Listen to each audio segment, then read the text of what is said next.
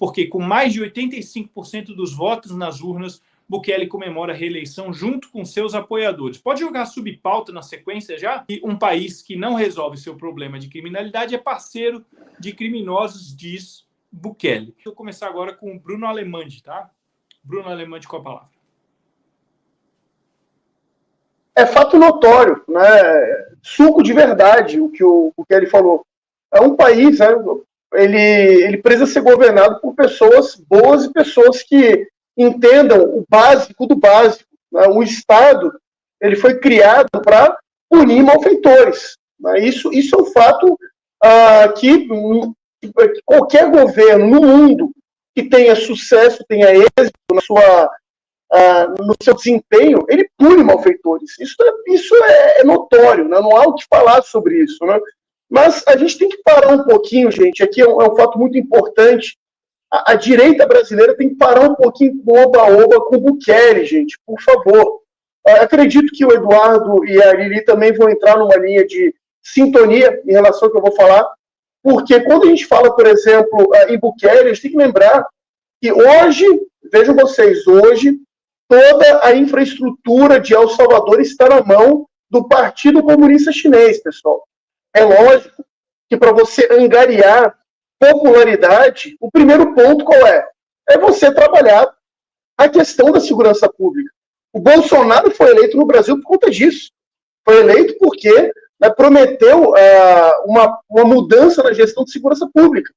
Logicamente não conseguiu pela questão do aparelhamento do Estado no Brasil, e a gente vê muita gente fazendo comparações esdrúxulas. Gente, El Salvador é um país minúsculo do tamanho de Sergipe. É um país que a economia vive basicamente da banana e da cana-de-açúcar. A gente tem que lembrar também o seguinte, é um país estratégico, aqui que é o ponto que eu quero trazer para vocês.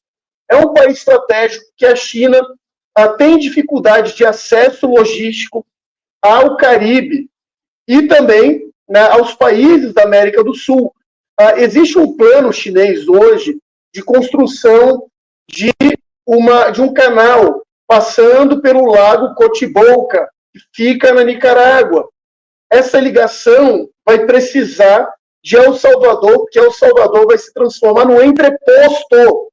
Vejam vocês, no entreposto vai ser um local onde os navios vão fazer transbordo para depois seguir com a carga para a América do Sul, para os mercados latinos. Gente, é muito sério isso.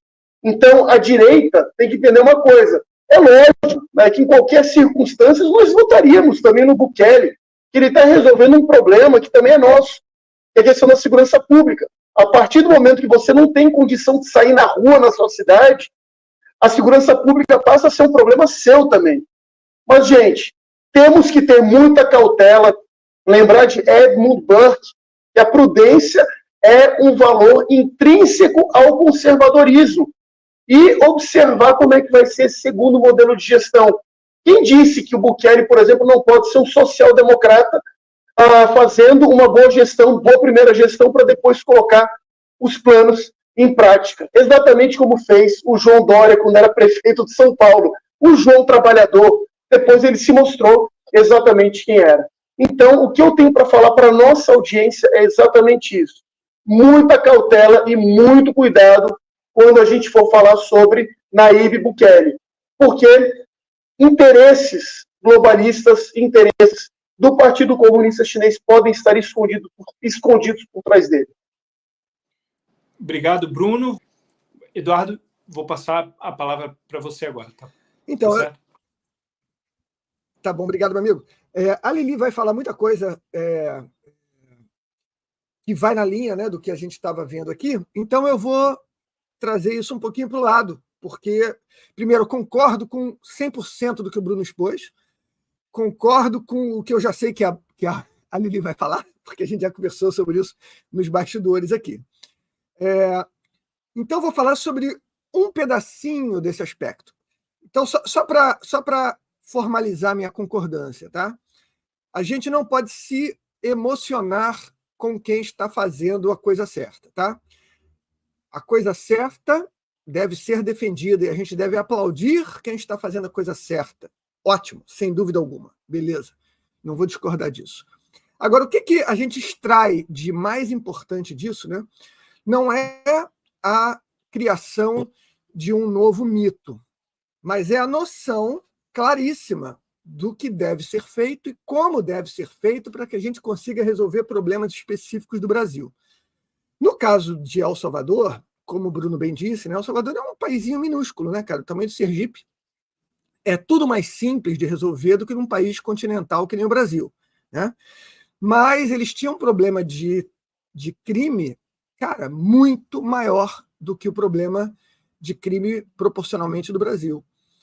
E para você resolver um problema de crime, quando chega numa determinada situação onde você tem vamos dizer assim, um risco maior de vida do que num país em guerra, que é o caso de El Salvador, e era o caso do Brasil também antes do governo Bolsonaro, né? No final do governo Dilma, a gente estava com mais morte aqui do que na Síria, em guerra, por 100 mil habitantes, né? Você precisa ter noção da realidade e verificar se existe a possibilidade da bandidagem estar usando as garantias constitucionais contra o povo, tá? Então, o que é isso? Isso é a turma do mal fazendo uso das regras estabelecidas dentro do que a gente chama de Estado de Direito. Eu não vou usar aquela expressão demoníaca de Estado democrático de direito, né? Estado de Direito.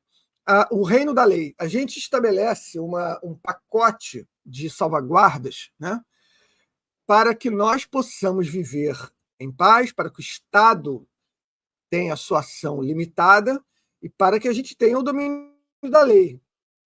Cara, quando você perverte as instituições, isso tudo vai para o saco.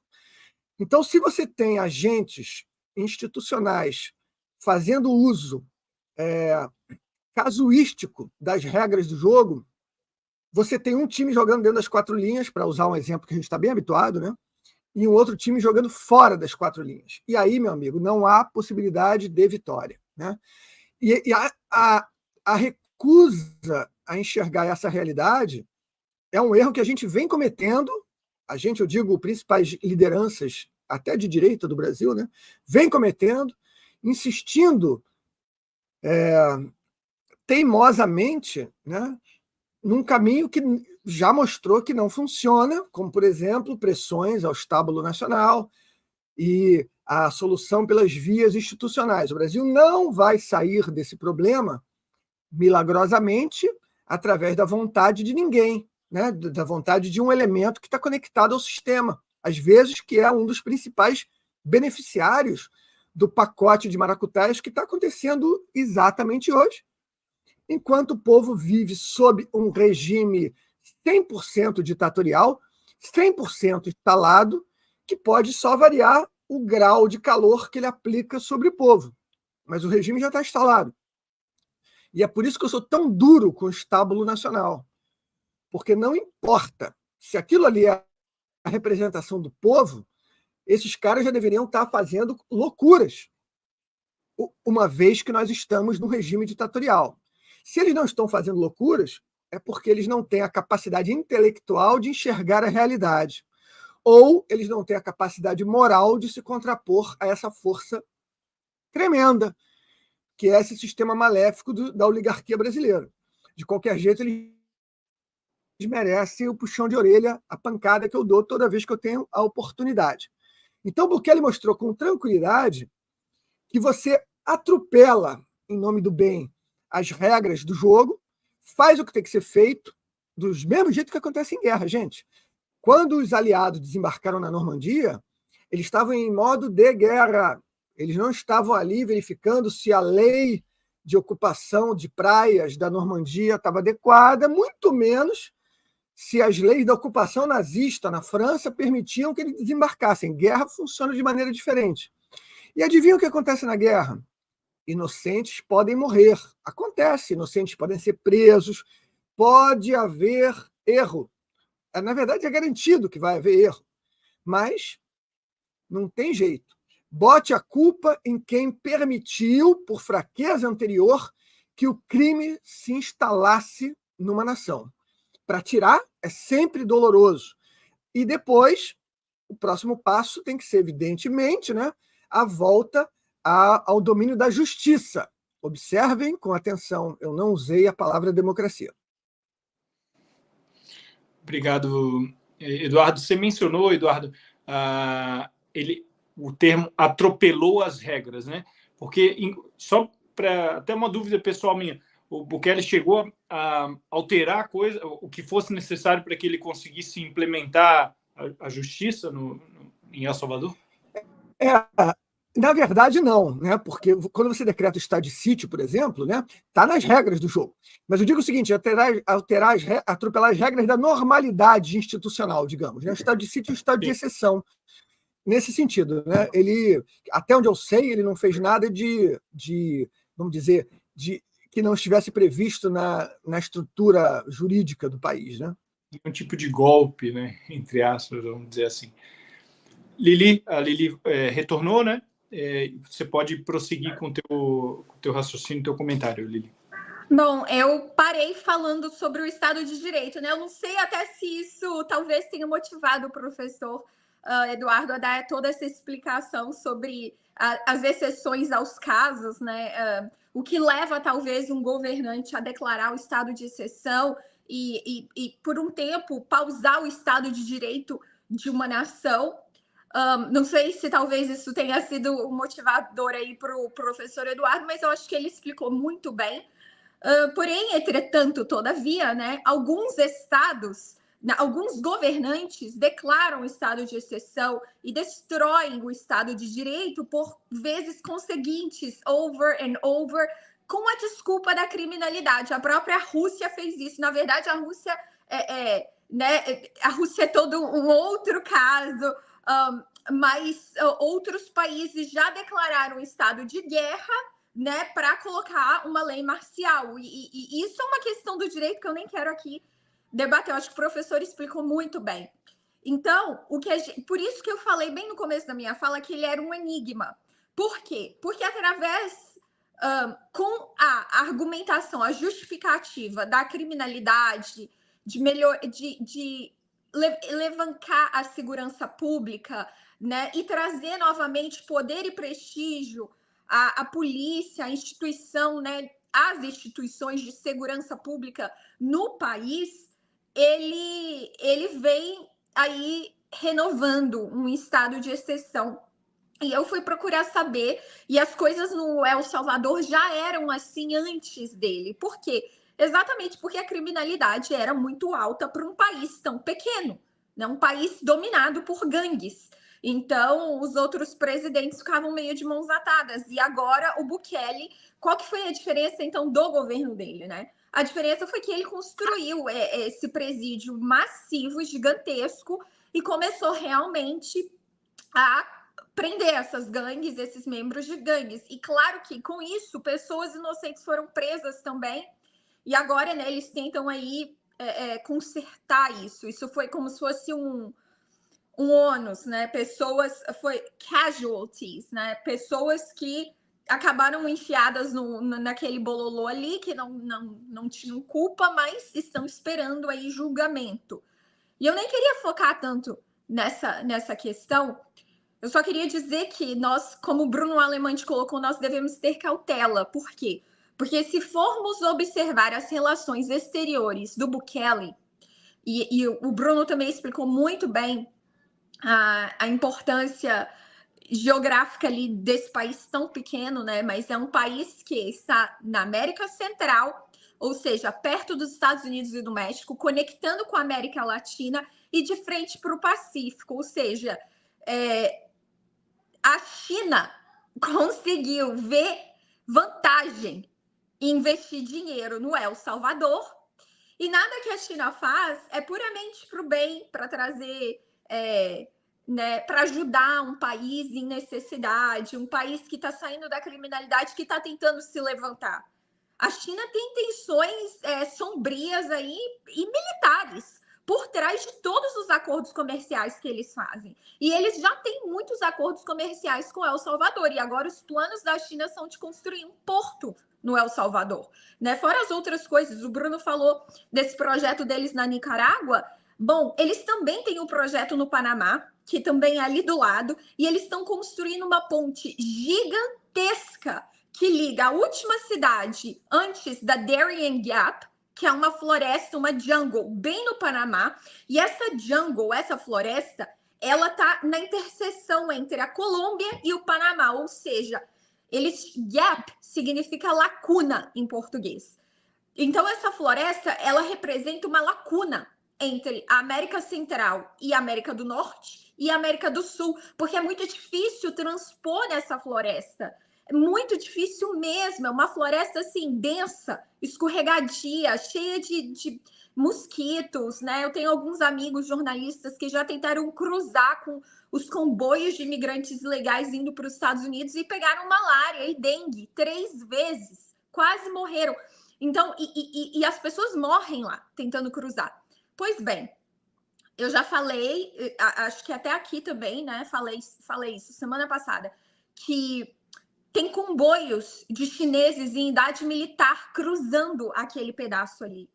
E olha que coisa, como diz o nosso amigo Diogo Forjaz, né?